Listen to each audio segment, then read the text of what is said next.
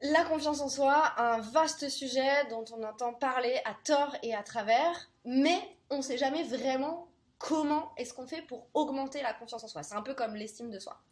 D'ailleurs, je vais vous redonner la différence entre les deux, j'en ai parlé dans la vidéo sur l'estime de soi. La différence entre l'estime de soi et la confiance en soi, c'est très simple.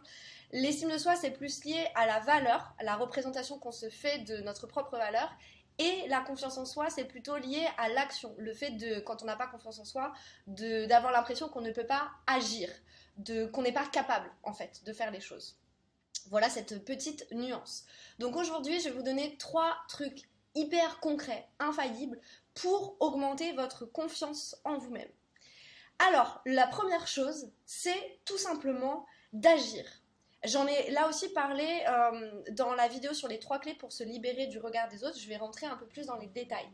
En fait, quand on n'a pas confiance en soi, on pense qu'on n'est pas capable de faire certaines choses. Et bien la seule manière de pallier ça, en fait, de se prouver qu'on est capable de le faire, c'est de le faire.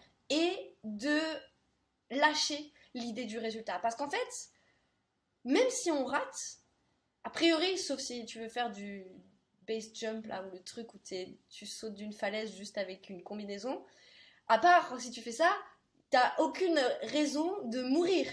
Donc, tu vas pas prendre un risque ultime. Donc, c'est très intéressant de se poser la question de ok, qu'est-ce que je pense ne pas être capable de faire? Vrai exercice que je vous invite à faire. Qu'est-ce que je pense ne pas être capable de faire? Faire la liste, tac, tac, tac, tac. Et de regarder, ok, qu'est-ce que je peux faire cette semaine? Qu'est-ce que je peux faire même aujourd'hui? Ça peut être parler à une personne, une inconnue dans la rue. Ça peut être, exemple très concret que j'ai eu aujourd'hui, une femme à qui j'ai donné un cours de yoga qui m'a dit, je lui ai dit, ah tiens, t'es en vacances, mais du coup tu fais pas de surf ici? Elle dit, non, non, le surf, j'ai 44 ans, pour moi, je suis trop vieille pour faire du surf. Manque de confiance en soi. Si c'est ça, va t'inscrire à un cours de surf et tu verras que tu peux le faire et ça va augmenter ta confiance en soi. Bref, agir, rester dans l'action, c'est un super vraiment truc pour avoir confiance en soi. Le deuxième truc, c'est de s'entourer de personnes qui vont venir nous valoriser. Des personnes positives qui vont non seulement nous valoriser, mais aussi nous dire la vérité. Parce qu'il y a des gens qui peuvent nous encenser alors qu'on fait de la merde. Donc là, l'idée, c'est d'avoir des personnes qui sont capables de te dire quand tu fais quelque chose de pas bien. Là, par exemple, tu t'es mis en colère et ça n'a pas été cool. Là, tu m'as menti, même si c'est pas bien de mentir. Du coup, voilà, ça m'a blessée. Des personnes qui vont vraiment vous dire la vérité. Du coup, quand ils vont vous dire que ça va pas, vous allez les croire. Mais quand ils vont vous dire que ça va aller, justement. Donc très important de s'entourer des bonnes personnes. Alors ça c'est un vrai sujet, c'est primordial. Je sais que c'est pas évident pour tout le monde, surtout quand on manque d'estime de soi, auquel cas je vous renvoie à ma vidéo justement sur l'estime de soi. Et la dernière chose, la troisième chose très importante pour augmenter la confiance en soi, c'est de prendre soin de son corps. Parce que souvent, quand on n'a pas confiance en soi, c'est parce qu'on n'est pas à l'aise avec son corps, parce qu'on ne se sent pas bien dans son corps. C'est un vrai truc. Du coup, il faut renouer avec son corps.